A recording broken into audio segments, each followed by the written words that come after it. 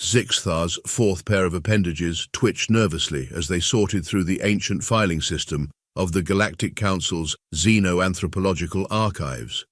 Being the newest and most junior member of the department meant getting stuck with all the menial tasks that their superiors couldn't be bothered with, like organizing centuries' worth of dusty reports about various species across the galaxy. "By the Great Void, who even uses physical documentation anymore?" they muttered, their crystalline exoskeleton catching the dim light of the archive chamber. "We're an advanced civilization spanning thousands of light years, and I'm shuffling papers like some primitive—" The thought died in their neural pathways as a particular file caught their attention. The label was simple enough: Terra Earth, Human Species Assessment. What made Zixthar pause was the security classification, Ultra Red Plus. They'd never even heard of that level before. "That can't be right," they said to the empty archive room. "Humans are barely at Class 3 technological advancement. They haven't even colonized their own solar system properly yet." Curiosity got the better of their professional judgment. After all, what harm could come from looking at an assessment of a species that still thought faster than light travel was theoretical physics? The file projected a holographic display as soon as Zixthar broke the seal. A warning message flashed in aggressive red. "Warning, species threat assessment, maximum danger approach, with extreme caution, direct contact discouraged, colonization, prohibited, containment protocols in effect." "Oh, come on," Zixthar laughed, their crystalline form vibrating with amusement. "This has to be some sort of joke. Probably those pranksters from the Temporal Affairs Department again." But as they dug deeper into the file, their amusement began to fade. The documentation was extensive, spanning hundreds of years of covert observation. The threat assessment was signed by none other than High Commander Vextuller themselves, the most decorated military mind in the last 1,000 years. "This makes no sense," Zixthar mumbled, their secondary brains struggling to process the information. "According to this, humans rank higher on the threat scale than the Swarm Collective. The Swarm literally eats planets." They pulled up the comparative species analysis.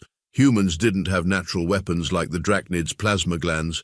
They couldn't regenerate like the Morphs. They didn't even have basic psychic abilities like 90% of spacefaring races. By all measurable metrics, they were thoroughly unremarkable. Yet there it was, in official Galactic Council documentation. Humans were classified as the most dangerous species currently known to exist. Zixthar's curiosity had now evolved into full-blown professional interest.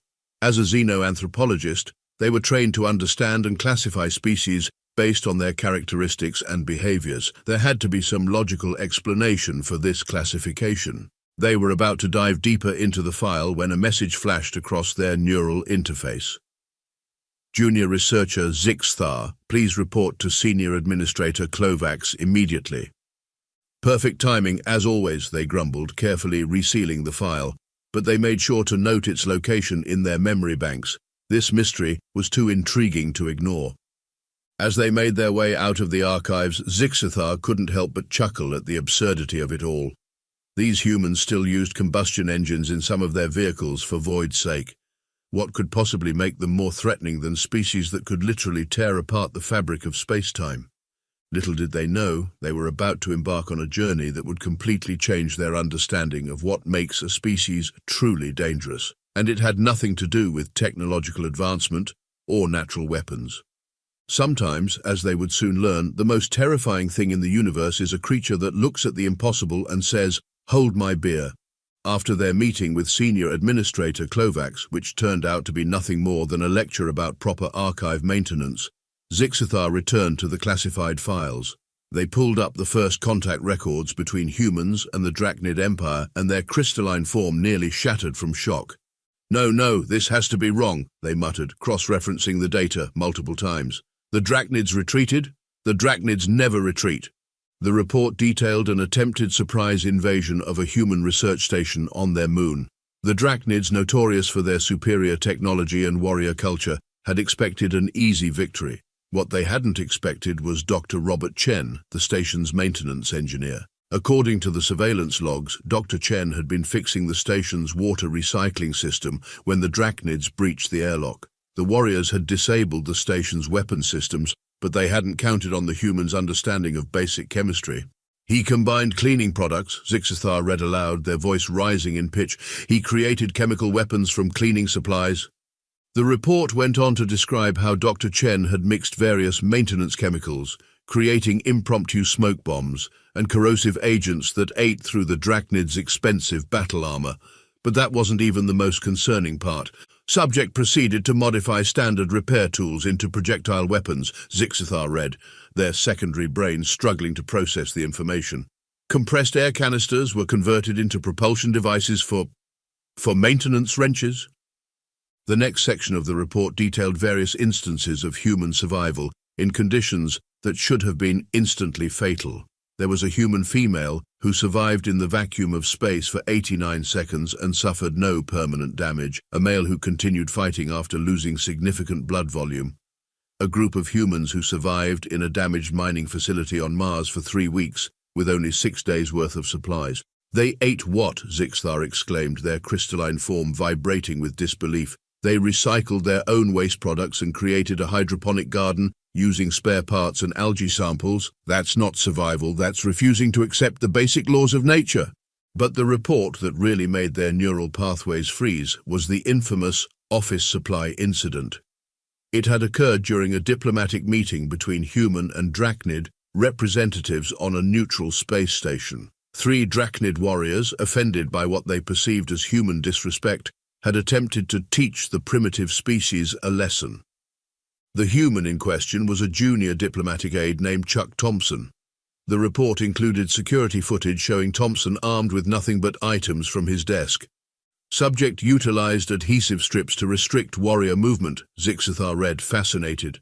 Created makeshift restraints using document fasteners and... what's a rubber band? Temporarily blinded opponents using powdered beverage mix, defeated 3 armed Drachnid warriors using objects designed for document organization. The footage showed Thompson moving with surprising speed, using his environment in ways that defied conventional combat logic. He had turned his entire workspace into a weapon, from launching staplers with surprisingly accurate aim to using his wheelchair as both transportation and battering ram. The most disturbing part, Thompson was laughing throughout the entire encounter.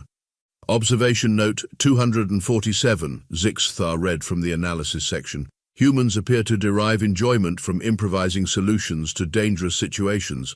This characteristic makes their behavior patterns highly unpredictable and extremely dangerous. There was a supplementary psychological analysis attached to the report. It suggested that humans had evolved as persistence predators, developing problem-solving skills that bordered on the pathological. They didn't just survive, they adapted, improvised, and overcame challenges in ways that other species found completely incomprehensible. Subject's post-incident interview, Zixathar continued reading, their voice barely a whisper. When asked about his unusual combat techniques, Thompson responded, "You should see what I can do with a paperclip and some chewing gum."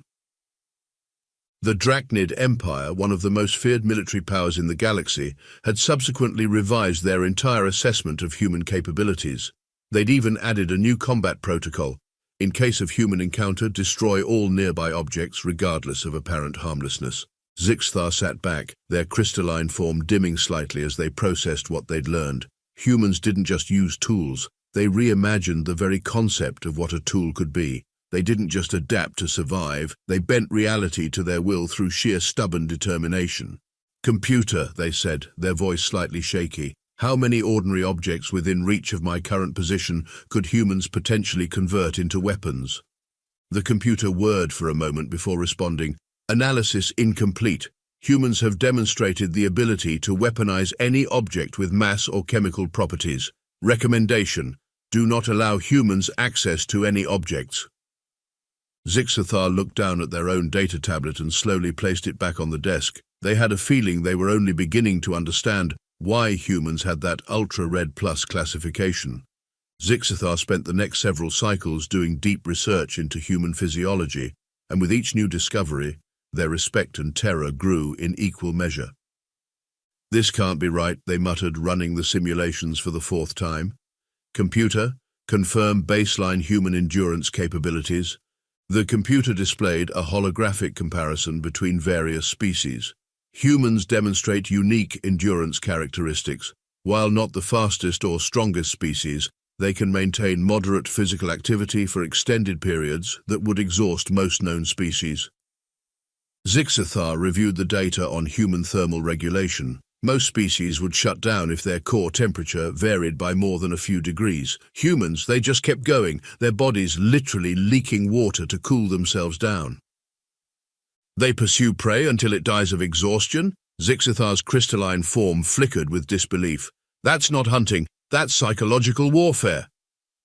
The research showed humans could adapt to almost any environment. Too cold? They created artificial shells and heating systems. Too hot? They developed cooling technologies. Not enough oxygen? They brought their own. It was as if the concept of impossible habitat simply didn't exist in their vocabulary. But it was their problem-solving abilities that truly set them apart. Zixothar pulled up the comparative analysis of various species' response to the standard intelligence assessment puzzles. Most species followed predictable patterns. The drachnids typically attempted to break the puzzles through brute force. The morphs would try to reshape themselves to fit the solution. The psychics would give up if their mental powers couldn't solve it directly. Humans, they tried everything. If one approach failed, they tried another, and another, and another. They combined solutions in ways that shouldn't work, but somehow did. They even solved puzzles in ways that weren't actually solutions, but achieved the same result. Computer, display case study 47B, Zixothar commanded. The hologram showed a human child playing with a toy designed to teach spatial reasoning. The goal was to get a square block through a circular hole. The child tried forcing it, failed, tried rotating it, failed. Then, to Zixothar's horror, the child broke the block into smaller pieces that would fit through the hole. They don't solve problems, Zixothar realized, they eliminate them. The medical data was equally disturbing. Humans could survive the loss of limbs, organs, and significant portions of their brain. Their bodies would actually repair broken bones to be stronger than before. They could even survive with artificial organs, literally incorporating machinery into their bodies, as if it was the most natural thing in the universe. Computer, compare human survival rates in extreme conditions with other Class 3 species. The results were staggering. Humans survived scenarios that should have been certain death. They survived in space, underwater, in frozen wastelands, and scorching deserts. They survived starvation, dehydration, radiation, and trauma that would kill most species instantly. They're not surviving, Zixothar muttered. They're refusing to die. The psychological analysis was perhaps the most frightening. Humans experience something called spite, the willingness to endure hardship just to prove others wrong. They had competition, systematically pushing themselves beyond their limits for no reason other than to see if they could. Zixothar compiled their findings into a report, their crystalline form vibrating with nervous energy. Unlike most species that evolve to fit their environment, humans force their environment to adapt to them. They don't accept limitations. They treat them as personal challenges. They don't follow the natural order. They remake it to suit their needs. Their greatest strength isn't their technology or their physical capabilities, but their absolute rejection of the impossible. Just then, a notification popped up on their screen. Someone had accessed the restricted files about something called the Ganymede Station event. Zixothar's curiosity overcame their growing apprehension. After all, how much more terrifying could humans possibly be?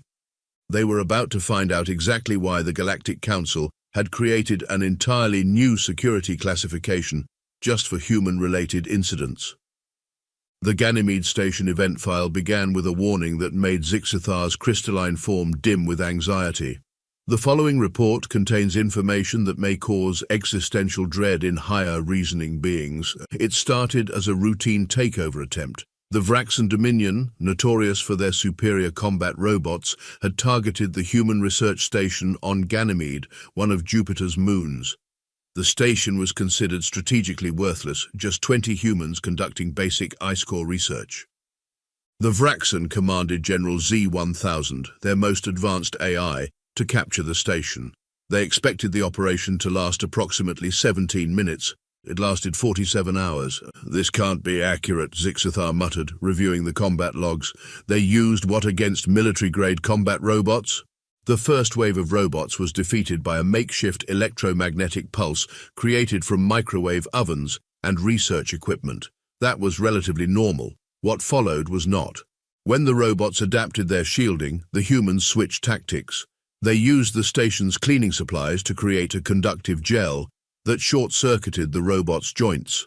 When the robots adapted again, the humans reprogrammed the station's ice core drilling equipment to emit frequencies that disrupted the robots' targeting systems.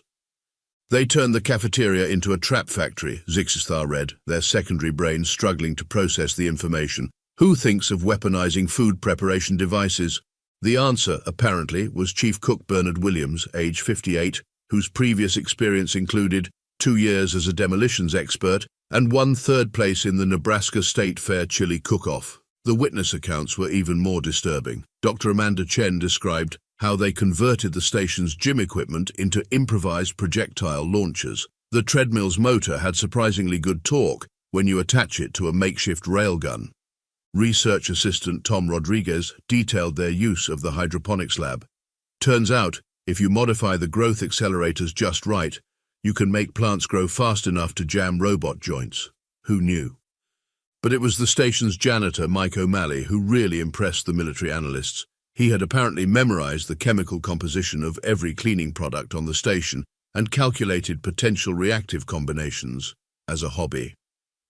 Subject O'Malley's statement, "You'd be surprised what you can do with a bottle of drain cleaner and some old batteries, though the ammonia-based stuff works better for melting robot armor."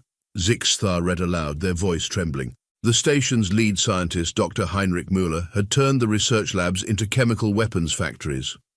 The maintenance team converted the waste disposal system into a delivery mechanism for corrosive compounds. Even the station's AI specialist, Dr. Yuki Tanaka, contributed by reprogramming the coffee machines to dispense their contents at pressures high enough to cut through metal. The official military assessment was simultaneously impressive and terrifying. The human defenders displayed unprecedented tactical adaptability. When conventional weapons were unavailable, they weaponized their environment with devastating effectiveness. Most concerning was their apparent enjoyment of the challenge. Zixithar paused at that last part. The humans had found the experience enjoyable. They dug deeper into the psychological analysis. The humans hadn't just fought back, they had turned it into a competition. They kept score of how many robots each person disabled. They gave nicknames to their improvised weapons. They made jokes in the middle of combat. The report included a transcript from the station's communication system. Dr. Chen, "Hey Mike, what do you call a robot covered in mint-scented corrosive foam?" O'Malley, "I don't know what." Dr. Chen, "A clean kill." Sound of multiple humans laughing while explosion occurs in background.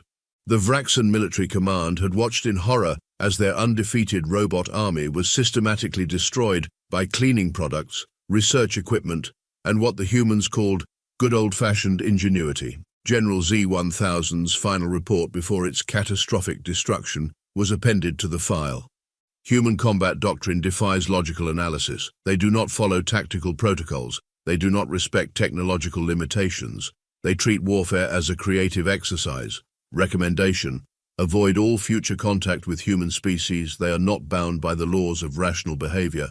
The Galactic Council's official assessment was equally grim. The Ganymede Station event demonstrates why humans must be considered a Class 1 threat, despite their relatively primitive technology.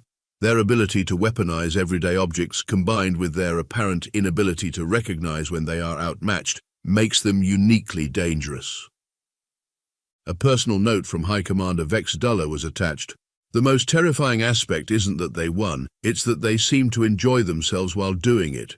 They treated one of the most advanced armies in the galaxy as a puzzle to be solved. They didn't just survive, they turned survival into entertainment. Zixithar closed the file, their crystalline form vibrating with nervous energy. They needed to check the historical records. Surely this was an isolated incident. Surely humans hadn't always been this way. As they accessed the historical database, they had no idea they were about to discover something even more frightening about humanity's past. The historical records made Zixithar question everything they thought they knew about species development. Most races evolved in a predictable pattern: discovery of tools, agriculture, industrial advancement, space travel. Humans, they speedran evolution like it was a competition. "Computer, display timeline of human warfare development," Zixithar commanded, then watched in horror as the holographic display filled with examples of human combat creativity. They hadn't just developed weapons, they'd turned everything into weapons. Pointed sticks became spears, curved wood became bows, rocks became projectiles. They'd even weaponized plants, animals, and diseases long before they understood the science behind them. They discovered nuclear fission and created a bomb with it in the same decade. Zixathar's crystalline form pulsed with disbelief. Most species take centuries to weaponize new physics. The documentation of human adaptability was equally disturbing. Humans had survived and thrived in environments ranging from Arctic tundra to scorching deserts. They'd crossed oceans before they had engines, reached the highest mountains without breathing apparatus, and explored deep caves without modern lighting. Computer, analyze human psychological resilience compared to other known species. The results were staggering. While most species develop trauma responses to severe adversity, humans often demonstrated something called post-traumatic growth, actually becoming stronger after surviving difficult situations. They don't just endure hardship, Zixathar noted, they learn from it, they adapt, they get better at surviving. But it was the diplomatic records that truly highlighted humanity's terrifying nature. Most species followed predictable negotiation patterns based on their evolutionary history. Humans? They could switch from aggressive to cooperative to deceptive within the same conversation. One report detailed a human diplomat who threatened war in the morning, proposed a mutually beneficial trade agreement in the afternoon, and hosted a cultural exchange dinner in the evening. The analysis couldn't determine if this was brilliant strategy or genuine emotional volatility, possibly both. Subject species demonstrates alarming ability to maintain multiple contradictory diplomatic positions simultaneously, read one assessment. They can genuinely desire peace while preparing for war. They can respect alien cultures while believing their own methods are superior. They can be both entirely serious and completely humorous in the same diplomatic exchange. Zixathar found a particularly concerning note from a veteran xenodiplomat. Never assume humans are bluffing, never assume they're not bluffing. They might not even know if they're bluffing until the moment they have to prove it. The historical analysis concluded with a chilling observation. Humans don't just learn from history, they actively seek to defy it. When told something is impossible, they take it as a challenge. When faced with extinction-level threats, they respond with innovation and often dark humor. Attached was a human historical quote that had particularly disturbed the Council's analysts. Necessity is the mother of invention, but humanity is the crazy uncle who teaches invention how to street fight. Zixathar began compiling their final report for the Council. The evidence was overwhelming. Humans weren't just another species, they were an anomaly, a bizarre combination of primitive and advanced traits that somehow worked in their favor. They were about to learn that sometimes the most dangerous thing in the universe isn't the species with the most advanced technology or the strongest natural weapons. Sometimes it's the species that looks at the impossible and treats it as a personal challenge. And humans, they lived for challenges. Zixathar stood before the Galactic Council, their crystalline form gleaming under the chamber lights as they presented their findings. The council members shifted uncomfortably as the report progressed. Distinguished council members, Zixathar began, after extensive research, I must recommend not only maintaining our current distance from Earth, but considering the establishment of an expanded buffer zone. Surely you're overreacting, Councillor Vexnon interrupted, their tentacles waving dismissively. They're still using fossil fuels.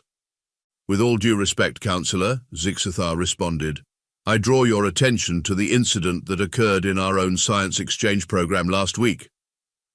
The council chamber grew quiet. Everyone had heard about what happened when they had accepted their first human exchange student, Jordan Chen, into the Galactic Science Academy. The human turned our most advanced quantum computation device into what they called a coffee maker, Zixathar continued. When questioned, they simply stated that the quantum field manipulator looked like it could heat water really well, and they were tired of drinking cold space coffee. But it worked, muttered one of the junior councillors. Best coffee I've ever had. That's exactly the point. Zixathar's crystal form pulsed with excitement. They don't see technology the way we do. They don't see anything the way we do. When we look at a quantum field manipulator, we see centuries of scientific advancement. When they look at it, they see a potential kitchen appliance. Zixathar displayed their final analysis. Humans don't just use tools, they reimagine them. They don't just solve problems, they redefine them, and most concerningly, they seem to genuinely enjoy doing so. The council murmured as Zixathar continued. Based on my research, I recommend upgrading their threat classification to Ultra Red++. We should also consider adding a new warning. Caution. This species considers impossible situations to be personal challenges. Just then, an alert flashed across the chamber's holographic display. The human exchange student had just won the Academy's engineering competition by combining a food synthesizer, 3 learning modules, and a waste recycling unit into what they called a revolutionary new entertainment system. They did what? The council leader sputtered. According to this, Zixathar read, their voice trembling slightly. When asked why they built it, the human responded, I was bored and your TV shows need better special effects. The council chamber erupted in chaos. Zixathar waited for the commotion to die down before delivering their final statement. In conclusion, humans are not dangerous because they're advanced. They're dangerous because they refuse to accept limitations. They don't see the impossible as a barrier. They see it as a suggestion. And perhaps most terrifyingly, they appear to derive genuine pleasure from proving others wrong. The council voted unanimously to accept all of Zixathar's recommendations. They also created a new protocol requiring all technology within reach of humans to be Jordan Chen-proofed, a term that would quickly become standard across galactic civilization. As Zixathar left the chamber, they received one final update. The human exchange student had already found a way to bypass the new security protocols. Their explanation? The lockout system looked like it could be a pretty cool light show with some minor adjustments. Zixathar added a personal note to their final report. Perhaps the most terrifying thing about humans isn't their ability to turn anything into a weapon, or their remarkable survival skills, or even their bizarre problem-solving methods. It's that they do all of this with a smile, often while making jokes about their own imminent doom. They are the only known species that responds to mortal danger with humor. The universe, Zixathar concluded, would be a much safer place if humans would just learn to take impossible for an answer. But of course they never would, and that's exactly why they were classified as the most dangerous species in the galaxy.